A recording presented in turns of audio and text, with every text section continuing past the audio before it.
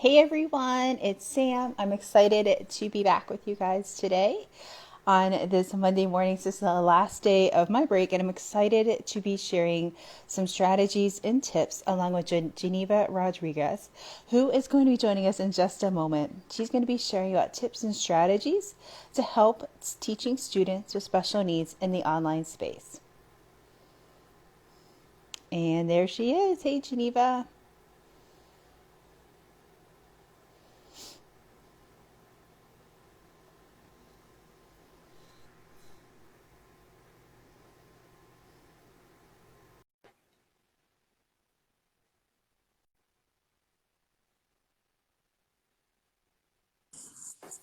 There we go. Hey, how are you? Hi, how are you? Good afternoon. Hey, good afternoon. Yeah, it is afternoon. It's lunchtime. It So is. how have you been?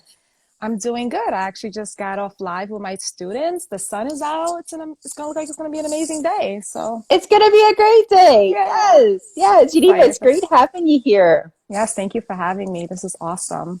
My pleasure, my pleasure. So today we're talking all about reaching and teaching students with special needs in the online space. And what's Yeah. really interesting is we met over on Facebook, then Mhm. Instagram, then Twitter, and I feel like we started following each other on all the social medias. But what's really cool is we both connected over our love for teaching students with severe disabilities. And I think this is going to be a fantastic conversation. I'm excited for it. So I Geneva, would am you mind too. introducing yourself to our listeners today? Yes, I'm super excited too. I think this is a conversation that is really looked over a lot, especially when it comes to remote learning. So my name is Geneva. Yes. I am a teacher in New York. And I work with students with severe disabilities, like you said. District 75 is the district for students with severe disabilities alternately assessed. So I've been teaching for 7 years. I came into the program, not sure if you're familiar with it, it's our New York Teaching Fellows. It's a program because there's such a high need of teachers in the city, special needs teachers, math teachers, like the specialty content areas. And I am a career changer, and it was the best decision I made. Again, 7 years, and I've been working with District 75, ranging from pre-K all the way to high school. So I've worked with Wow. all different grades, different levels, cognitive, academically, and it's been a great experience. It was the best decision I ever made. The change was made because I was dealing with a transition with my son going into special education. He had to get evaluated, and he was in New Jersey at the time. And I just felt the process.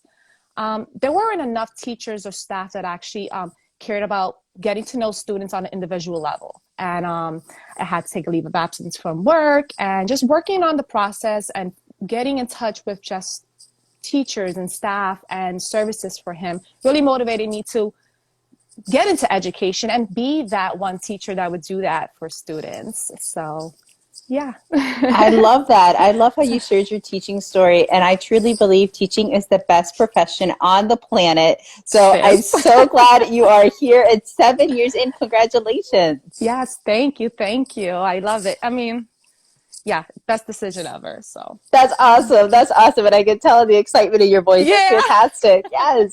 So you shared a little bit about how you entered into the field of special education, Mhm. but what keeps you, why did you select students with multiple disabilities or severe disabilities?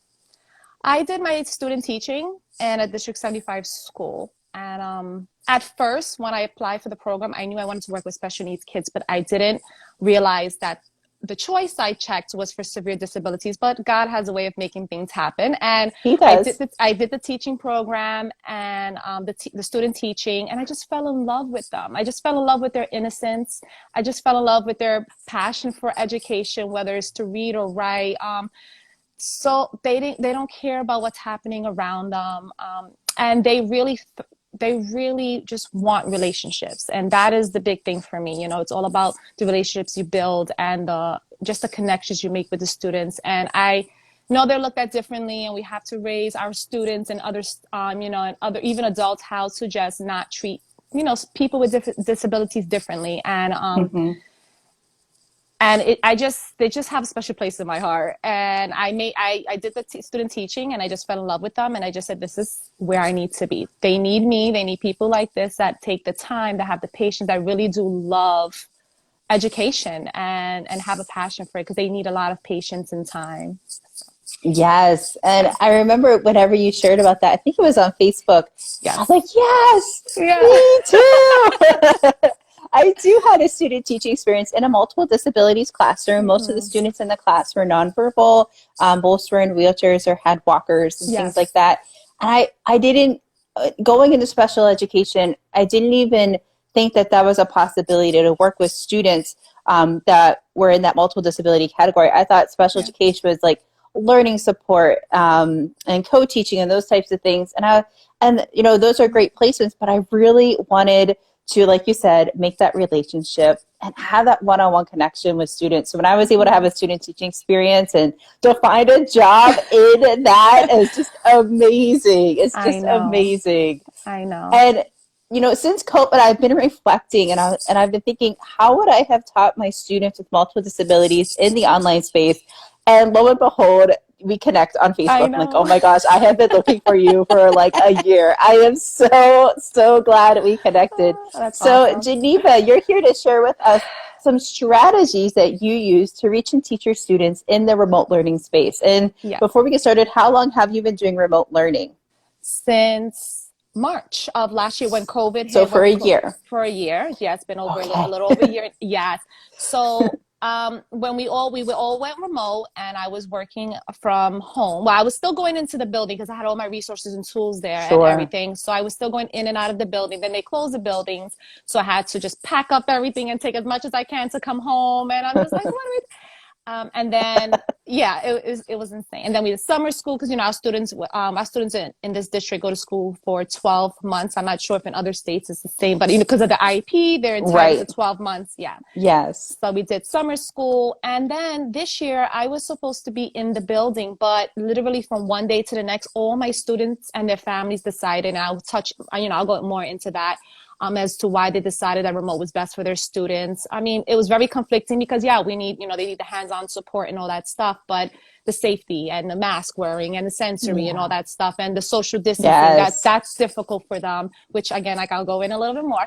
But my class ended up going from one day to the next, fully remote.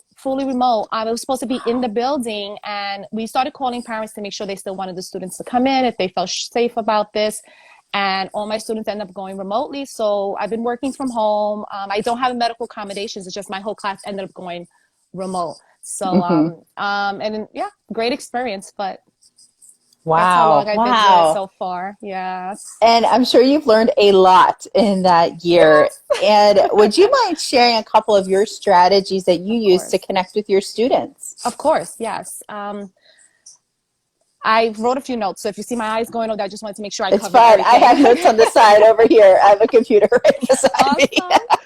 So the first thing, I mean, and this applies to in the building and out of the building, just building relationships. We know the importance of that. And even if it's special needs students or not, we just know the importance of building relationships because like Rita Pearson said, I don't know if you ever listened to her TED Talk, students are not going Yes. to learn from people they don't like, right? If you don't take Yes. the time to know your students on an individual level, and that again, like my son, he wasn't getting that individual support and need or just someone to really take the time to get to know them. So I make that a priority of mine. Within the first few weeks of school, whether it's remote or in person, it's all about relationship building. And you can see the benefit of it later on. And not only with my students, with the Yeah. staff in your class, because with special needs class, you have paras, you have teaching assistants in your class. Yes. Sometimes you have more staff than students in the class.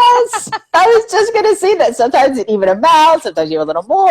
Service providers. So there's a lot of Yes. collaboration and relationship building needed. And it's not only with the students, but with the staff. So for me, it's important to build those relationships in the beginning. Learning is in a place. It's a place. It's not a place. It's a relationship, right? Learning is a Hmm. relationship, and a student is going to want to learn from you, listen to you, or retain anything you're telling them if they really do know that you're there for the good, for a good reason. Your heart is in the right place. Um, Another thing is building routines and structures. We had that in the Hmm. classroom, and I noticed a shift in a lot of teachers that they kind of went off on something brand new and didn't create a routine and structure in the classrooms, and then their classroom management was struggling, their relationships with the students were struggling. teaching wasn't happening, learning wasn't happening, right? Because you didn't have those structures. So it is really important, especially with kids with students with special needs. They need that structure. They need the Yes. routine. You know that. Even with us adults, we need it. We need that routine too.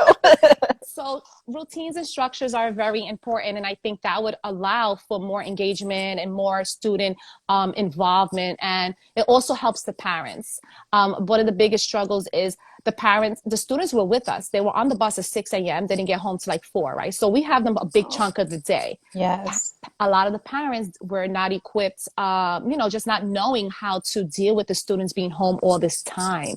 We were the structure, we were the educators, we were the ones that did the management of behaviors, and they didn't have that. So helping parents with routines and structures in the classroom are very helpful as well. I've sent home many like schedules, visual schedules. Visuals are very Nice. important. I send home laminated schedules so they can reuse, even down to brushing your teeth, washing your hands, getting ready for school, helping out at home. I deal with high school students, so we teach them a lot of vocational life skills. Yes. So providing them with a realistic routine or schedule is a great strategy to keep everyone on the same page with remote engagement. Like we put academics a little bit on the back burner. It's more of the SEL, right? Focusing on the students' well-being. I think overall, not only with special needs, with students and teachers as all together, we need that to focus on the SEL. So, just keeping up with the routines, helping the parents set up a routine and structure at home. That's very important. And that's going to open up relationships and open up just more engagement in live instruction. I've noticed an improvement with my students. Number 3, I put here SEL overload. I am all about SEL. I'm an advocate for SEL. And not only for students, sometimes we forget the staff, but the students really, really, really need it. And before learning can happen, we need to check on the social well-being of our students. So I do an emotional check-in. So I have a structured routine in the beginning of our live session. Sometimes it is from like a half hour to 45 minutes, but I get so much during that time. And it's needed, right? So we do an emotional check-in. We use Clash Dojo, which has tons of social emotional videos and learning activities. So we just do a check-in, and it's simple as, how are you feeling? How was your weekend? Because also we want to make sure a lot of our students, they're not eating at home. They're not sleeping at home. They're not bathing at home, right? Because a lot of times the students have special needs, but families also, are not equipped to, deal with them. And I deal with a lot of students from socially economic disadvantaged neighborhoods. So the school food was the only the meals they were getting, right? So, while we're checking on their social emotional well-being, we're also making sure that they're eating, that they're okay. Yeah. We're creating a safe space for them, and that's important. They might not have someone to communicate with them at home, so we provide that through our remote learning. And it's just, how are you doing? How are you feeling? Share one thing, you did this weekend. And then we kind of encourage the social interaction, because, a lot of kids with special needs, they're in their little bubbles, right? They don't care about what's happening left, right, or whatever. It's just their world. So we need to, promote socializing and engagement with the other students. So we kind of provide sentence strips. So I'll provide them like a sentence start of asking questions. I model it for them. At this point, my students they're so comfortable now with asking each other questions. It's all about, did you brush your teeth this morning? Did you take a shower? Did you eat a meal? But it's holding each other accountable, but also engaging. We know we don't get that a lot from our students. I do a lot of movement. My students don't get physical education. Yes. They don't get physical education through remote learning. Only the students that are in the building get it. So during our morning check-in, we have movement, and I do like brain breaks. We do Jack Hartman, which they love. We sometimes I put Happy by Pharrell, and we just make our own dances. And we'll do between 3 to 6 minutes depending on what they want. And I give them the option, right? It's all about self-advocacy as well. We want our students to speak and voice their opinions. I take a vote so everyone knows that they're treated fairly. And if we do one today, we'll do the other one. Or if we do 2, we have time, we'll do 2. So I engage them like that. They love the movement, and it also gets them energized, right? We're sitting on the couch, we're sitting on our beds. We're not really moving like we used to during the school Mm-hmm. year. Mm-hmm. So I encourage that with movement, stretching, yoga. We do sitting yoga. A lot of our kids, Nice. yeah, a lot of our students have, they have physical therapy, OT, so they are, their movement there is very limited. So we do some sitting yoga, and they love it, and they're learning how to express how they feel before and after. So I feel like all these strategies really do help with the engagement. You want to get students involved, and it might not be, oh, let's do 2+2, or what's the capital of New York or whatever. But Right. it, this, the social, the SEL and the movement, it's so important for our students. Um, I use a Absolutely. lot of music, a lot of videos, tons of visuals. Some of my students use communication devices to speak because they don't have they can't verbally communicate. So we have like this. I don't know if you can see it. We have something like this. Yes. Yes, Yeah. it's called Touch Chat HD, and I have 2 or 3 students in my class that use it, and it's personalized with for them. And we use it for our weather check-in, so they're able Nice. to participate, right? We want to make education accessible to everyone, whether if they Right. have speech, no, they don't have. So we use pictures, we use videos, we use songs. And then we use for the ones that do not have, they cannot verbally communicate, they communicate with this. And, Mm-hmm. we're working on just tap, what's the weather? Or how are Mm-hmm. you feeling? But now we're creating sentences on the actual device, and they're, it's building up their vocabulary and their communication. I also implemented a social hour for everyone. Cool. Yeah, so every Friday we do a social hour it's also to involve the family, right? To get the parents involved. Nice. Yeah. So we do like an art room. We have a chat room. We use YouTube tutorials on the art, and it's so amazing how our students are just able to draw and follow directions. There's so many fine motor skills involved. Like, there's so many skills embedded in doing an art project, right? Yeah. And we have to realize that even if we feel we're just talking about the weather, or we're just talking about their emotions, that those are skills they need to be, to go Right. out into the community and be, to be functionable in society. And, you know, so remote learning it wasn't easy. I'm still learning, but you also have to accept that you are a lifelong learner, right? That's what they tell us all the time. Yes. We have to embrace that we're learners, and we don't have all the answers. And collaborating with the teachers, collaborating with your team, and the related service providers will help you put together better strategies, or how to work with your students. Also, one more strategy. I know I went off on a lot of stuff. Oh my gosh. No, this is fantastic. Okay, good. Recording yourself. So I use Class Dojo, and even I do live instruction with them, but I also record mini lessons and I leave it on Dojo. That way they can also reflect back. Repetition is That's important good. for our students. So I was teaching them, like I said, yeah, we do academics. So I'm teaching them how to, with the weather, we try to connect it with the real life situations, with the weather, adding and subtracting, what comes first, next, and last, the sequencing. If Mm-hmm. today is Monday, yesterday, so knowing yesterday, tomorrow, right? Reading the calendar. So I'll do many lessons like that. That way they can always go back and reflect on it on Dojo. It'll also help them to complete some of their assignments. So recording yourself, I do have a YouTube page that I share with them, with the families. Like, hey, I recorded Right. mini lessons. So if you want to Yes. refer back to them, you can. Also, recording myself sweeping or mopping. Like I said, I have high school students, so they need vocational. Yes. Yes. So, and then there's so many skills within that. Like, what do you do first? What do you do next? What do you do last? The safety that goes into it, Mm-hmm. the supplies you need, right? So it does look different for our students with severe disabilities, but it's doable, right? And Mm-hmm. we have to be creative. We are teachers, but we wear many hats. Yes. We wear Yes. many hats, and we sometimes have to be silly. We have to be animated. I talk like this with my students. I'm silly with them. I sing with them. Like, I dance with them. I do the movement with them, and I get up from my chair. They want to see you do it as well. So I Right. do things. I get up from my chair. I do the movement with them. And the videos definitely do help. Like, I make healthy snacks with them. We want to teach them how to make meals on their own also. So if you're teaching them how to make a sandwich, it's a safe meal, right? They can do that by Mm-hmm. themselves. What do you need for a sandwich? The steps, model it for them, and record video so they can watch it, and that will help them, because we know, like I said, repetition is important for our students. Right. I'm Yes. loving all of these strategies, Geneva, from getting up and moving to Yes.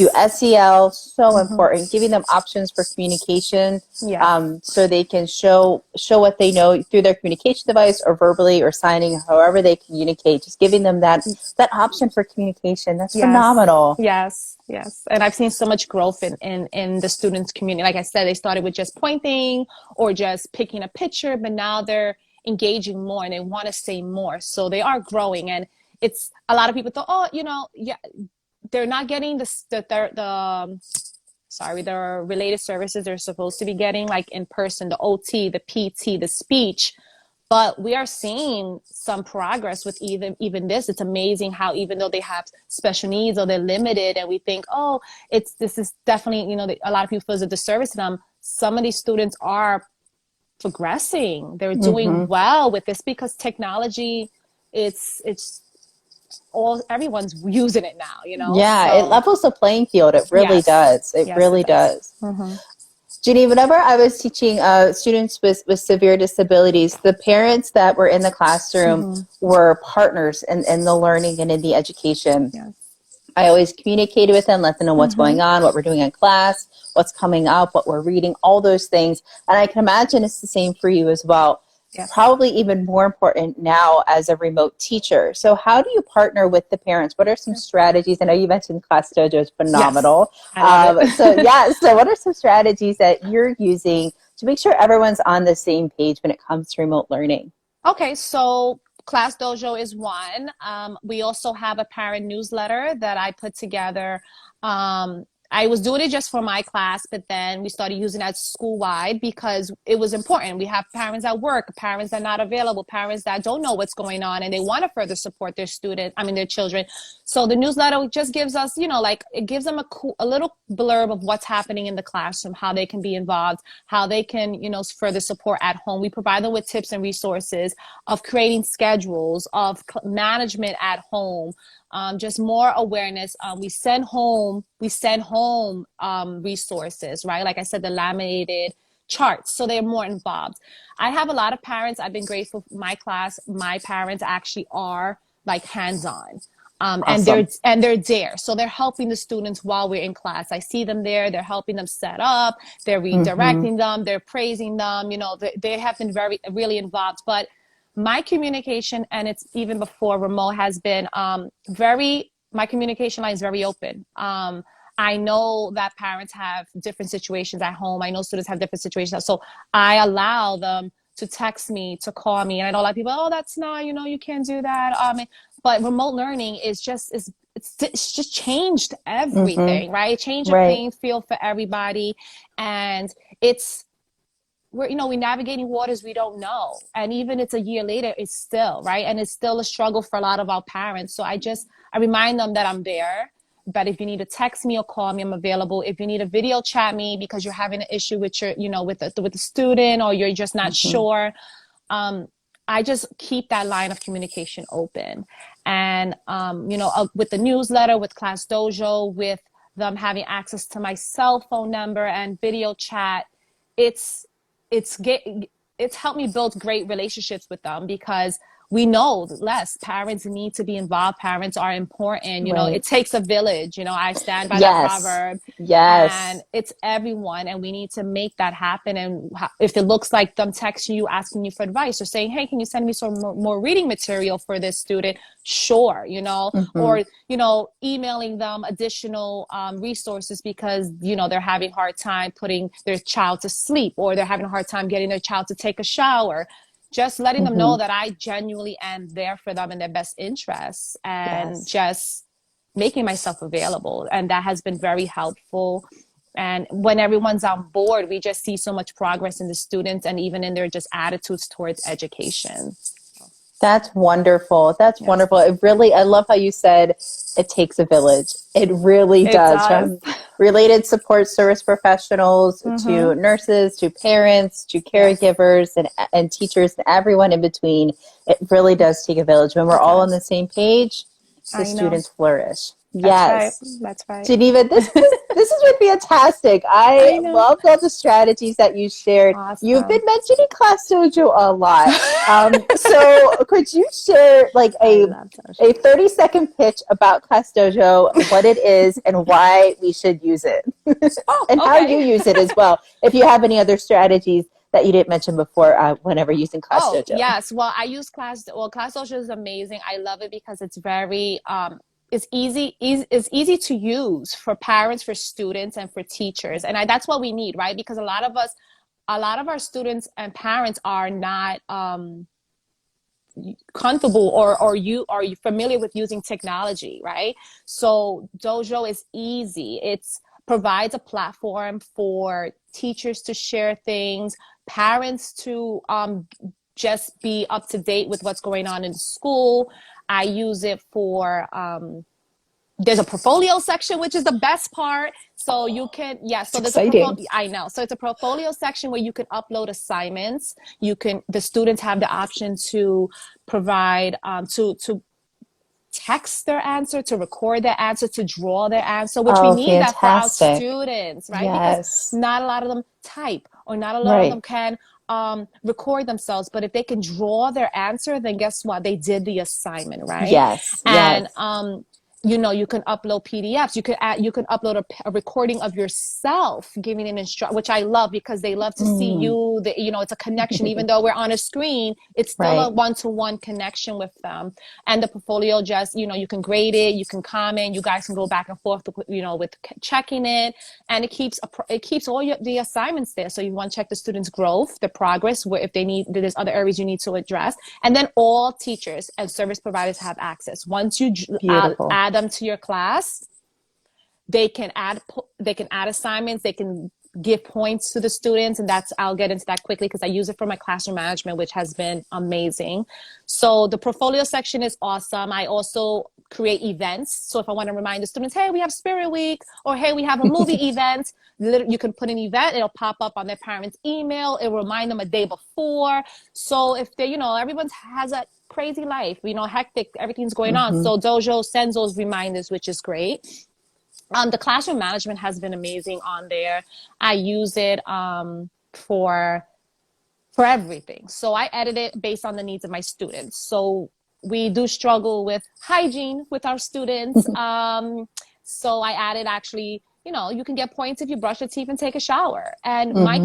my kids love getting points. Just putting it on the screen, and I share it during remote learning, and I give them that moment of shine. I clap for them, we praise for them. Everyone claps if they get their points, motivate them, and they look forward to getting those points and getting recognized for their efforts and the things that they're doing. So Hmm. we added um,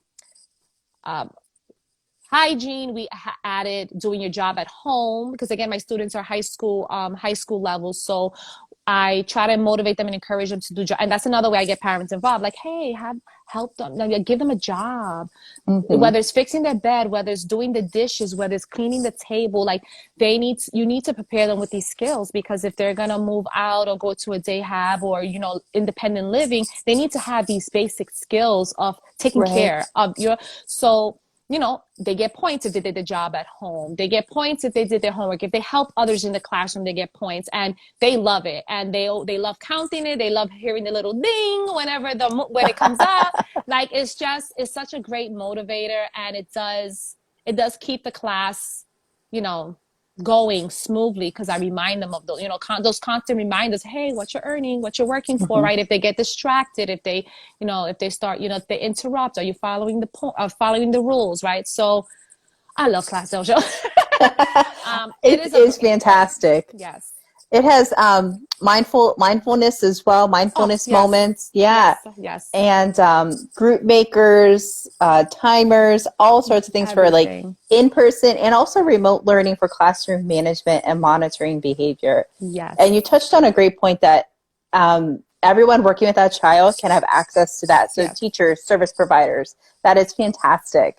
yes. Geneva, this has been such a fun conversation. It has I been loved hearing all the strategies that you shared for working with awesome. students in the online space, connecting with those parents, and a special shout out to Class Dojo. Yes. Would you mind sharing where we can connect with you if we have any questions, comments, and anything, any Okay. questions that we have?